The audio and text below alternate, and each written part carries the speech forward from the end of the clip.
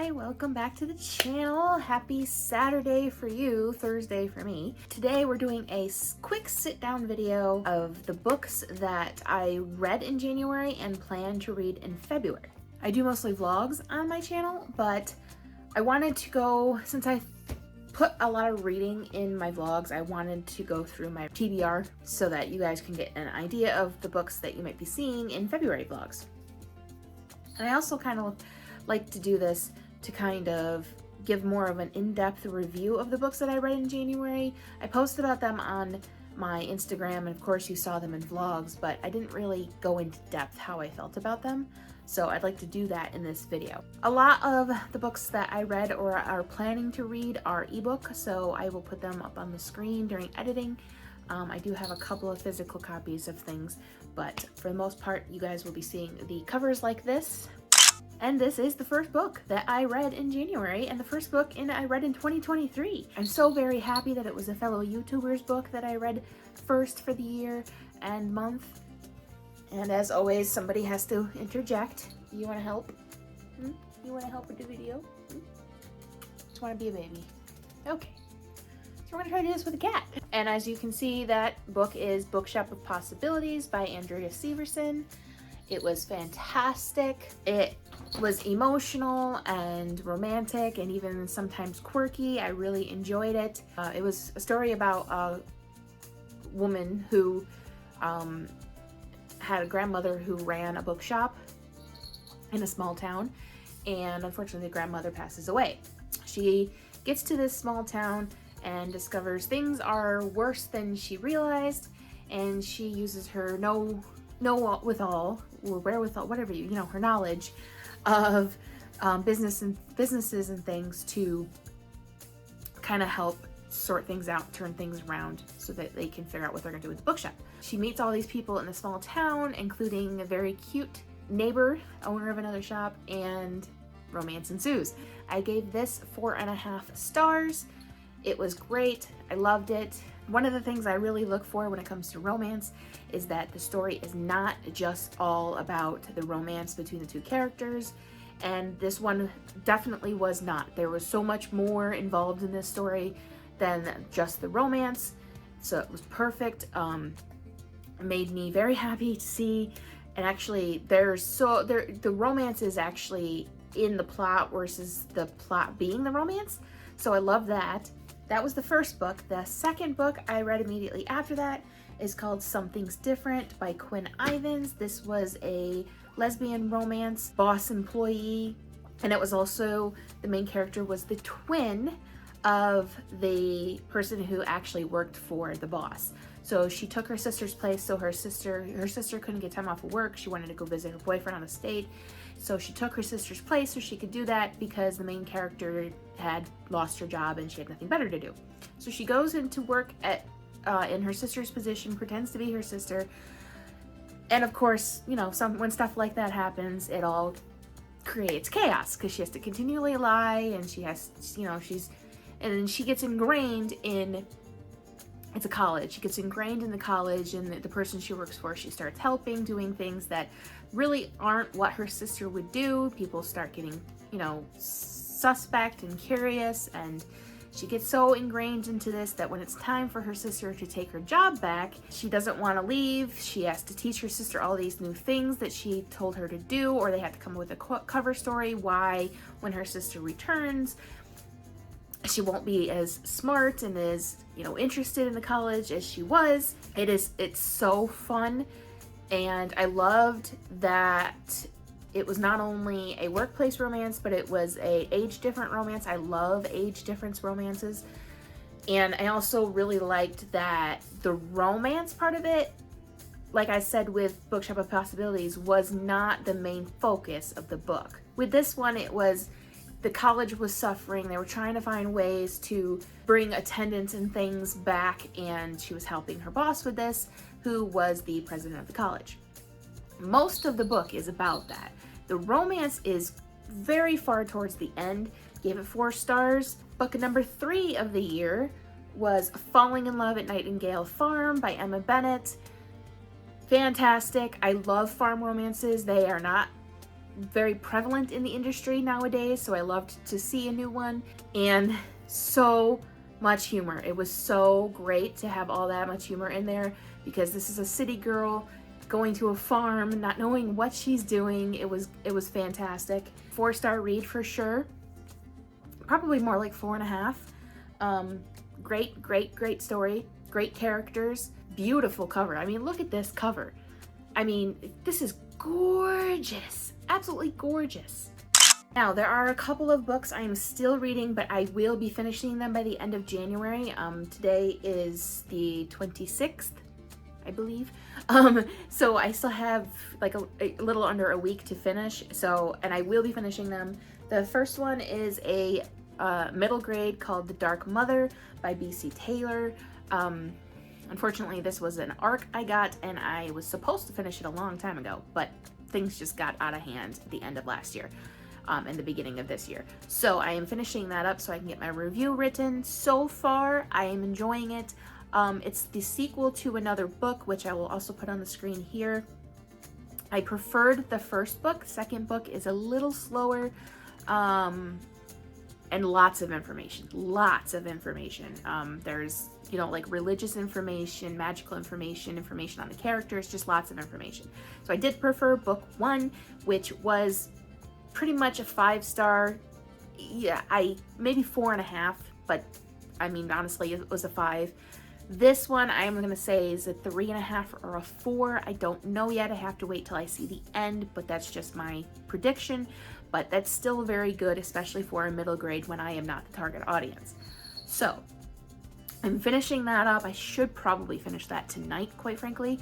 And I am also finishing Matthew Perry's memoir, which is called Friends, Lovers, and the Big Terrible Thing. I am about a little more than halfway through, so this will definitely get done by the end of January because I read it every day. It would have been done a long time ago, but oh my god, the emotion in this, just the stuff he went through, my heart breaks on every freaking page. There's still some humor in there because he's Matthew Perry, that's who he is. You know, there's still some remnants of Chandler in there, but just everything he went through just kills me, just breaks my heart, and he is such a strong man for going through all of that, and I cannot wait to finish this and see the end, and just seeing all the accomplishments and things he's made with his addiction and his rehab, and just life has been hell for this man, but he is just killing it. He's just knocking it out of the park with turning it around and living life to the fullest. He is just so inspirational. So this will definitely be done. It is like 250 pages, and I'm on 137. So yeah, definitely gonna be done by the end of the month. Books that I am still reading that will not get done by the end of January, but will be done in February at some point, are Interview with the Vampire by Anne Rice, that I have been reading since freaking like November, I think, and I'm only that far. It is so difficult to get through. I ended up actually having to download the audiobook and listen to that as I read, because otherwise I just can't. I can't keep my attention. It doesn't keep my attention at all. It's just so much telling and not enough showing, because it is an interview and he's just telling this person interviewing him everything, and it's just getting so monotonous. Ugh. But I have to finish it. I bought it for the podcast, and I have to finish this because I paid money for it, and I am determined to finish it. Listening to it on the audiobook with it sped up 2.5 times is very helpful, because I'm more following along as it's being read to me, so that I can still make notes and highlights and things, but I don't actually have to try to read it. So that is helping. The narrator is such a slow reader that I still have to put it on 2.5, sometimes 3 times, depending on which portion of the story it is. So even in audiobook form, it's hard to slug through, but luckily with the audiobook, you can speed it up. So I'm finishing this up, and I honestly don't even know if it'll be done in February. I'm hoping to be finally done with this, but it might be more like March. We'll see. This is a 1-star for me. Absolute 1.5, I guess, because there are portions that are kind of exciting and interesting, but then there's not enough of them. I'm on 159 out of a 350 page book, and I am bored to tears. Bored to tears with this. So it's definitely 1 star, 1.5 maybe. Honestly, it probably would be a 2 star if it wasn't for a couple of things, which is the young girl vampire and the creepy relationship she has with Louis. Just the absolute creep I get out of that relationship. And also the fact that it's all being told. If there was showing in it, it probably would bump it up a little. But I will give my in-depth thoughts on this in the podcast eventually, whenever I get it done. Then I am also reading When Worlds Collide by Fiza Yunus. I'm not sure if I'm saying that right. I'm sorry. Blood Moon Sanctum by Zion Schaefer, which is an ARC. Pre-order and stuff will be down in the description for you guys, and all of the links to these books will also be in the description. I'll link every single one for you. And A Game of Hearts and Heists by Ruby Rowe. Blood Moon Sanctum I haven't gotten very far in. When Worlds Collide I'm about halfway, and Game of Hearts and Heists I'd say about a quarter of the way. Game of Hearts and Heists is a sapphic fantasy romance, and it's quite heavy on the eroticism, but I'm enjoying it in portions. I have to take my time with it because there's so much involved, being that it's a fantasy world and she's an executioner, and the woman she likes is like an apothecary kind of thing. So there's a lot to the story, so you have to definitely read it slowly. You can't just, fly through this one. But I am enjoying it. Right now it's a 4 star. We'll see at the end what my actual rating is, but definitely a 4 star right now. It's completely unique, as far as I'm aware, completely unique concept. So that's always intriguing to me. Blood Moon Sanctum, like I said, not very far, so I can't really give that one a rating. Love the cover. Cover's gorgeous. But I'm not far enough to even start to give it a rating, so I keep you guys updated on that one. And When Worlds Collide is great. It's a definite 4 star. It was a 3.5, but as I kept going, it bumped it up to a 4. So it's definitely a 4 star. I would have liked to have seen some things more fleshed out. And there is a lot of point of views in this story, which is fine. It's well done. It's just sometimes a little hard to follow. But that's my own personal thing. Anytime there is tons of characters to keep track of, it's very hard for me to follow. And then if you add in each one of their point of views, it makes it even harder for me. So that's just a personal thing. But ignoring that, it's a very good book. And I really like the different paranormal creatures that are thrown in together. Great. Fantastic. We'll give my updated opinion on all of those when I'm done, of course, probably in a vlog and on Instagram. Now, let's talk about the books that I DNF'd in January. Now, if you don't know what DNF means, it means did not finish. Just a fancy thing we say when we give up on a book in the book industry.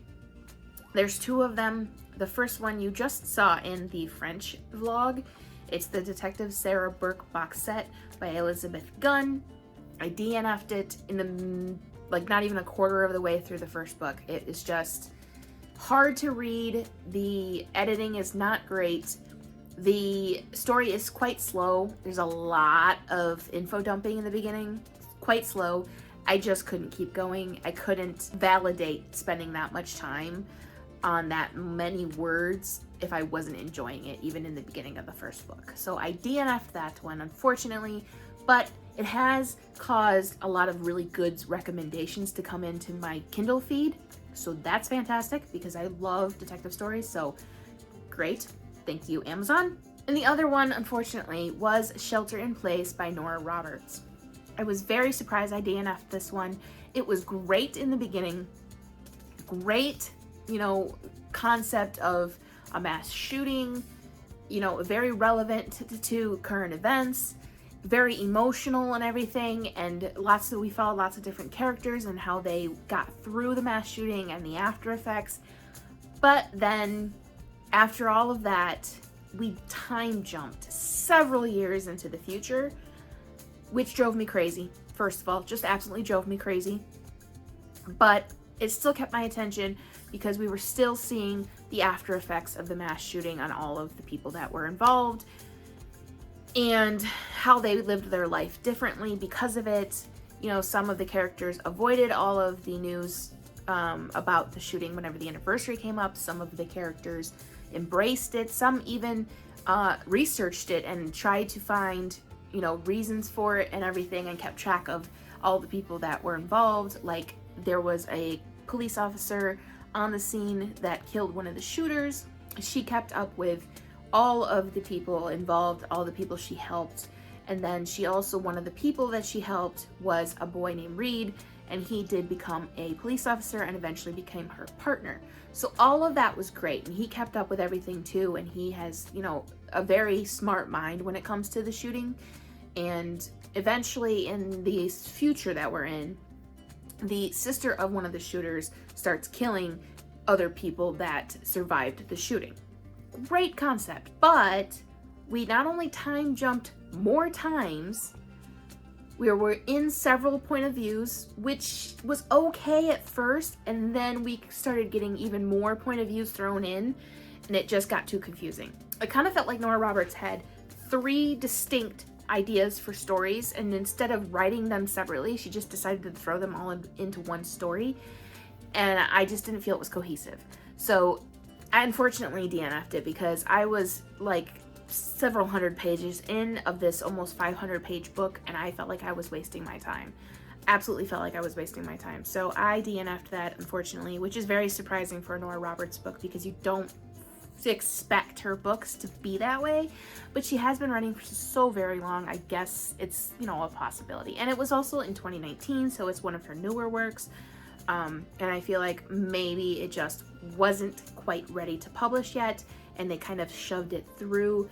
On the one hand, I'm glad for that because then COVID started, and I'm sure that would have messed things up. But on the other hand, I kind of think that the pause of COVID that COVID would have caused for book releases might have helped her realize that it needed something else. But long story short, I DNF'd that book. There's nothing wrong with it. It's you know, it's Nora Roberts. It's good writing. It's just, it wasn't keeping my attention, and I didn't feel like I needed to give it more time. I just felt like it was time to stop. So those are the 2 books I have DNF'd so far this year. Now let's talk about the books that I plan to read in February. I have a very optimistic view for February. It's probably not going to actually happen with everything else I have going on, but I definitely have lots of books scheduled for February. I got 7 books scheduled for February, so we will see how that goes. I told myself in January that I should read at least once a day, and it didn't happen. And that's okay, it didn't happen. I still got my 2 books for the month, so it's perfectly fine. And I'm not going to set that goal again of reading once a day because it's just not feasible. But I do hope I can read at least 1 book a week. So I have 7 books on the docket. One of them is an audiobook, and that's this one right here, Night Rains by Diane Duvall. And the reason I'm doing that in audiobook is because I read the first book in ebook, but it was the only book in the series, the Mortal Guardian series, in KU. So I was not able to afford the next book. Fast forward to last week when we recorded the podcast, and we were talking about the Immortal Guardian series, and I mentioned something about audio and had the epiphany to look on Audible to see how much it costed. Realized I still had a credit left over from last month's credits, and so I went and downloaded Night Rains. So that one is on the docket for audio, which I can listen to audio while I do other things, so not too worried about finishing that one. Let me adjust that number. I actually have 8 books, not 7. I forgot I have 2 nonfiction, but we'll get to the nonfiction last. So, in addition to Night Rains on audiobook, the ones I want to read in ebook are Courting Medusa by Elise Hoffman. I've had that one on my Kindle for quite a while now. Lynn and I were going to read it for the podcast, but we are holding off on that, but I still want to read it because I really like the concept of it. It is a paranormal romance, and of course that's my jam, so I am starting to sound like Lynn now. So of course I'm going to read that. I'm looking forward to that. Then I'm also planning on, I'm trying to vary my genres for February because I don't want to just get stuck into romance just because it's February and Valentine's Day. So I also have Russian Roulette by Mike Pharisee, I think is how you say it, Pharisee. This is a detective drama. This one was recommended to me by my grandmother, so chances are it's going to be good. She usually has good recommendations for books, so that's great. Looking forward to that one. Then we have Love in Bloom by Jenny Porter. This is a cozy romance, I guess you could say. It's got one of the, as you can see, one of the like cartoonish covers, which I've actually been pretty drawn to lately. Not sure why. It kind of gives off that cozy vibe, I think is why. So I'm looking forward to that as well. And of course, Inn of Hopes and Dreams, which is the sequel to Bookshop of Possibilities by Andrea. Looking forward to that completely because I've already met the characters in Bookshop of Possibilities, so I can't wait to see their story. About That Kiss by Harper Bliss. This is a lesbian romance. I kind of trying to make it my mission to read an lesbian or gay romance at least once a month, because there's so many out there that I have not explored, and they're great stories. Why have I not explored them?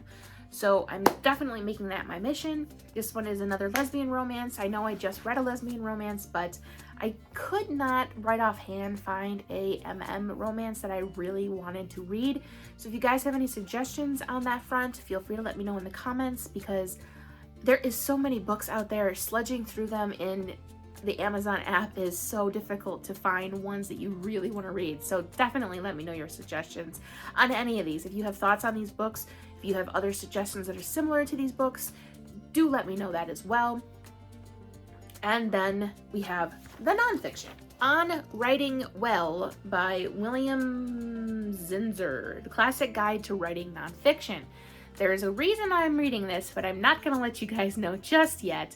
But let's just say it has to do with my writing and Lynn's writing as well. So definitely want to get this read quite quickly. I'll probably make this my first nonfiction of February, and then I will move on to Beyond the Wand by Tom Felton. I have been wanting to read this ever since I got it, and it is killing me that it is sitting on my shelf, but I am going to try to hold off and read this towards the end of, or the second half of February, because I definitely need to get this one written, or read. I keep saying that. I definitely need to get this one read for work purposes. So if I can read both at the same time, I will, but I don't know if that's going to happen, because I tried reading another nonfiction with Matthew Perry's memoir, and I just could not get into the other nonfiction because my brain kept sticking to that one. So we'll see. I'm not entirely sure. It's kind of weird that I have a book with Malfoy on the back, but it's kind of weird to read two different nonfictions at the same time, because nonfictions usually don't have anything in common.